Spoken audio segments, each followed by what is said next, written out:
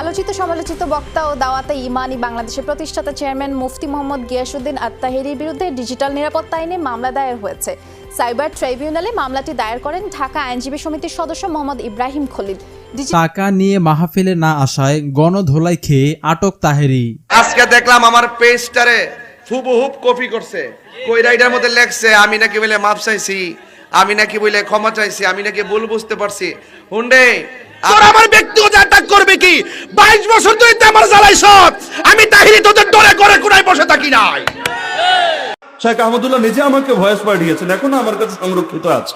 আর তাহিরি সাহেবের বক্তব্য তো আমি ডেইলি শুনছি এই বিষয়ে, যেমন তাহিরি দুনিয়াতে এসে কি করবে না করবে এটা আজকে ফয়সালা হয় নাই, এটা তাহিরি না গোটা দুনিয়া জন্মেরও বহুকাল আগে ফয়সালা হয়ে আছে। একটা সময় আসতে পারে তাহিরি সাহেব, যখন এমন বিপদ আসবে তখন হয়তো কেউ ঠেকাতে পারবে না আপনাকে। আমরা কিন্তু বহুত কড়া কড়া কথা বলি, এরপর আমরা বিপদ নাই কেরে জানেন, আমরা ওলি আল্লাহরে ভালোবাসি। আর যারা ওলি আল্লাহর বিরুদ্ধে আচরণ করে আর বিপদের অভাব নাই, হুদ হুদি গলার মধ্যে আংটা লেগে যায়, অথচ এর চাইতে কড়া কথা কই, কঠিন কথা বলি আমরা। দর্শক, বর্তমান সময়ে আপনারা দেখেছেন তাহিরি হুজুর শাইখ আহমদুল্লাহ হুজুরকে নিয়ে যে একটা বাড়াবাড়ি শুরু করছে। আপনারা দেখেছেন তাহিরি হুজুর শাইখ আহমদুল্লাহ হুজুরকে বলতেছেন 48 ঘন্টা সময় দিয়েছেন, যে 48 ঘন্টার মাধ্যমে তার কাছে মাপ চাইতে হবে। ইতিমধ্যে আপনারা দেখেছেন গিয়াসউদ্দিন তাহিরি সাহেব কিন্তু প্রত্যেকটা ওয়াজ এবং প্রত্যেকটা মাহফিলে শাইখ আহমদুল্লাহ হুজুরকে নিয়ে কিন্তু সমালোচনা করছেন। আসলে শাইখ আহমদুল্লাহ হুজুর কোন কথাটা ভুল বলেছে এবং সে কোন বয়ানটার কারণে সেই তাহিরি হুজুর তার উপরে এতটা মান অভিমান করে তার উপরে কিন্তু এরকম কথাবার্তা বলছে। দর্শক, চলুন আমরা বিস্তারিত ভিডিও দেখে আসি যে আসলে শাইখ আহমদুল্লাহ হুজুর কি বলেছেন এবং গিয়াসউদ্দিন তাহিরি হুজুর তার সেই বক্তব্যগুলা কিভাবে বুঝেছেন এবং তার সেই বক্তব্যগুলা কিভাবে নিয়েছেন। চলুন বিস্তারিত আজকের এই ভিডিওতে দেখে আসি। আমার পেজটারে হুবহুব কপি করছে, কইরাইটার মধ্যে লেখছে আমি নাকি বলে মাপ চাইছি, আমি নাকি বলে ক্ষমা চাইছি, আমি নাকি ভুল বুঝতে পারছি। হুন্ডে আমি কি নবী বিদ্বেষের কাছে ক্ষমা চামো? এখন কত ধরনের পলিসি যে করতেছে, আর এই শায়েক পূজারীর দালালরা এত অন্ধ হইছে, পায়খানা কারে আর পায়েস কারে এই পার্থক্য বুঝলা গেছে। যারা পায়খানার পায়েসের পার্থক্য বুঝে না, এরা কখনো হক বাতিলের পার্থক্য বুঝতে পারে না। যারা হালাল হারামের পার্থক্য বুঝে না, এরা কখনো নবী চিনতে পারে না। কথা কোন ঠিক কিনা? আমার নবী দুনিয়াতে আসার আগেও নবী, দুনিয়াতে মা আমেনার মাছ থেকে নবী আসছে। শুধুমাত্র তাই না, 40 বছরের নবুয়ত প্রকাশ পাওয়ার আগেও নবী, পরও নবী, কিয়ামত পর্যন্ত নবী, নবীর পরে আর কোন নবী আসবে না। দালালরা বলতে বলতে বলতে বলতে এমন অন্ধ হইছে। আপনার কষ্ট হইতেছে নাকি? কি কষ্ট হইতেছে? কষ্ট হইতেছে না বাবা? ফুসাইতাছি না। হ্যাঁ, আরে আমি যদি এখন ভূমিকায় যদি দুরূদ শরীফ পড়ে জিকির করে সময় যাবো গা, এগুলো জায়েজ আছে, দরকার আছে, কিন্তু আমি আসল কথা কইয়া দেই। ঈমান না থাকলে মিলাদ পড়া কি তুইব? ঈমান না থাকলে জিকির কইরা কি তুইব? ঈমান না থাকলে মাহফিল কইরা কি তুইব? কথা কোন ঠিক না বেডে? উদ্যোক্তার চাইতে দালালের সংখ্যা বাইরে গেছে গা। আমি আহমদুল্লাহ সাহেবের ভুল ধরছি, আমি অন্যায় করি নাই। আমি ভুল ধরছি, উনি যখন চুপ, আমি বুঝতে পারছি উনি মনে ওনার ভুলটা বুঝতে পারছে। ওনার বক্তব্য যদি সঠিক হইতো অথবা উনি যদি ভুল করতো, সঠিক হইলে আয়া কইতো যে আমি সঠিক, ভুল হইলে কইতো যে আমি ভুল করছি। যখন সঠিক হইলে তো মানুষ বুক ফলে কথা কয়, যেহেতু চুপ তিনি, তাহলে মনে করতেছে উনি ভুলটা যে করছে উনি গোপনে বুঝতেছে। আমি এককভাবে বক্তব্য দিছি, উনি চুপচাপ বইসা রইছে, কিন্তু উনার পক্ষে কিছু দালাল আছে।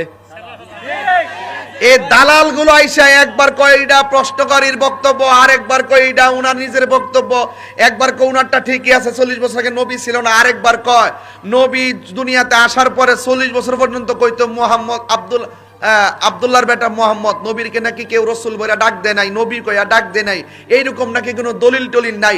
এইভাবে চাপাবাজি শুরু করছে। এরাও শেষ পর্যন্ত ওই 40 বছর আগে যে নবী বলে ছিল না, এটাই তারা বইলা বিভিন্ন দলিল দেওয়া শুরু করছে।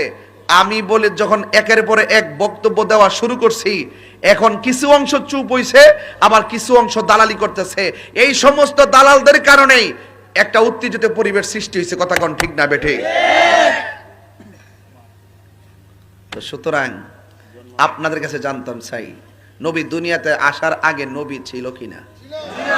মা আমেনার কাছ থেকে দুনিয়াতে শৈশবে দুনিয়াতে শুভ আগমনের পর নবী ছিল কিনা? 40 বছর পর্যন্ত নবী ছিল কিনা? নবুয়তি প্রকাশ পাওয়ার পরে নবী ছিল কিনা? কিয়ামত পর্যন্ত নবী থাকবে কিনা?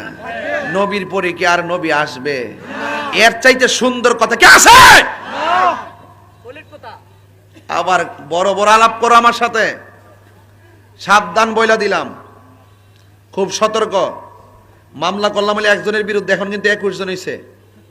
সবির এজহার লিখতে সময় লাগতেছে, পেন ড্রাইভের মধ্যে ঢোয়ান লাগতেছে, লিঙ্ক আনো লাগতেছে, একটু সময় লাগতেছে।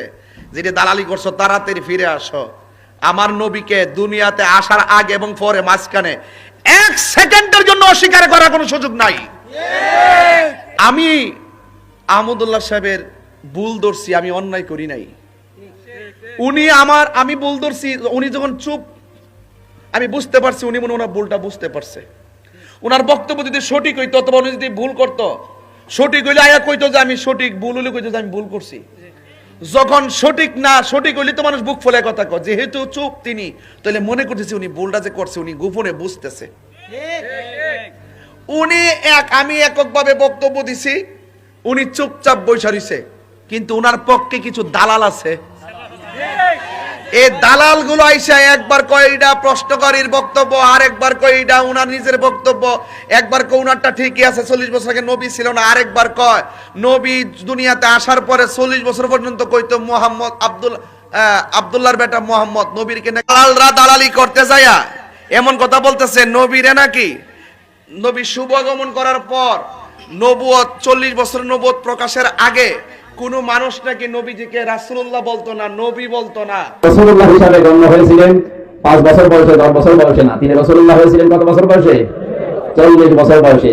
সবাই নাকি বলতো আব্দুল্লাহর বেটা মোহাম্মদ, নাউজুবিল্লাহ কোন কি লিখে। দেখেন কত বড় নিচে নামতে পারে, কত বড় নিচে নামতে পারে। অথচ যারা বলছে যে নবীকে 40 বছর পর্যন্ত তারা নবীকে নবী বলে ডাকতো না, রাসূল বলে ডাকতো না, আমি তাহিরি বইলা দিলাম, আমি প্রমাণ কইরা দিমু যে 40 বছর আগে নবীকে মানুষ শুধুমাত্র নবী বলতো, নবীও বলতো, শুধু নবী বলতো না, রাহমাতুল লিল আলামিনও বলতো, খাতামুন নাবিয়িনও বলতো, আল্লাহর রাসূলও বলতো। আমি প্রমাণ দিয়া দিমু। এই বাটফারগুলো স্বার্থের জন্য সামনের হাদিসটা ব্যবহার করব, এই হাদিসটা ব্যবহার করে অপব্যাখ্যা করব। আবার যখন আমরা দৈরালামু আবার এটারে পাশ কাটা যাবো গা। এই হাদিসের পরে যে আরো হাদিস আছে এইগুলা পড়ে না। এই যে তথাকথিত কতগুলা বাইরে এসে জাহেলে মুরাক্কাব নায়েবে শয়তান, আর দালালি করার তো একটা প্রকার আছে। আমি কইলাম যে নবীজি দুনিয়াতে আসার আগেও নবী ছিল, দুনিয়াতে আসছে নবী হইয়া 40 বছর নবীর নবুয়তি প্রকাশ পাইছে, তখনও তিনি নবী, কিয়ামত পর্যন্ত তিনি নবী। এই নবীর পরে আর কোনো নবী আসতো না। তখন দালালরা আমারে বোঝা সুনামগঞ্জের বন্যা। আচ্ছা, আমি কি তা বন্যা লইয়া প্রশ্ন করছি? আমি কি তা বেটা উপকার করে না অপকার করে ইত্যাদি কথা কইছি? আমি কইছি নবীর নবুয়ত নিয়া, আমি বলছি নবীজিকে নিয়া।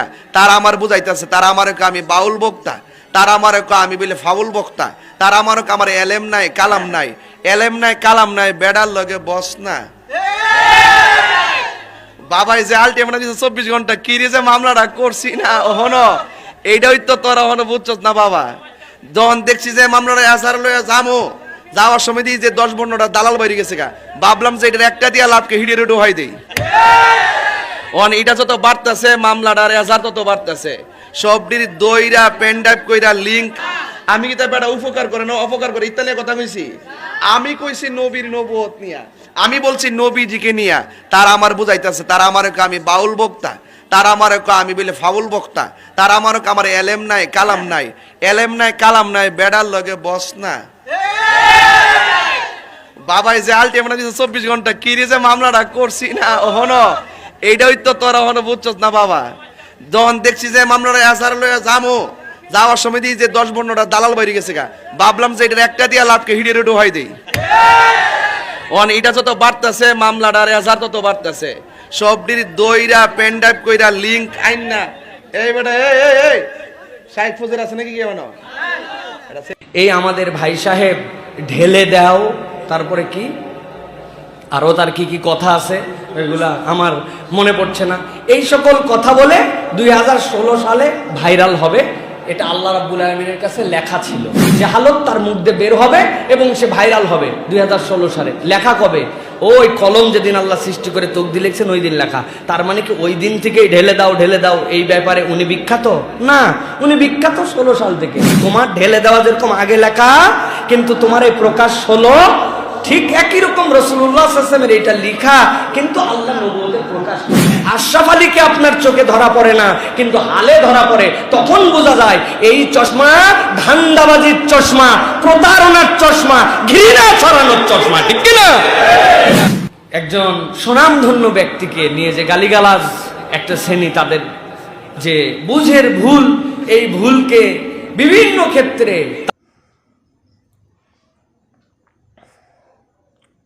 দর্শক, সম্পূর্ণ ভিডিওটি দেখলেন। আজকের এই ভিডিও সম্বন্ধে আপনাদের ব্যক্তিগত মতামত অবশ্যই কমেন্টে জানিয়ে দিবেন। ইতিমধ্যে আপনারা দেখেছেন তার ব্যক্তিগত বিষয়, শাইখ আহমদুল্লাহ হুজুরের ব্যক্তিগত বিষয় নিয়ে কিন্তু তাহেরি হুজুর কিন্তু কোটা দিচ্ছেন। এই বিষয়ে আপনাদের ব্যক্তিগত মতামত অবশ্যই কমেন্টে জানিয়ে দিবেন। দেখা হবে পরবর্তী ভিডিওতে। সেই পর্যন্ত ভালো থাকবেন, সুস্থ থাকবেন। আসসালামু আলাইকুম।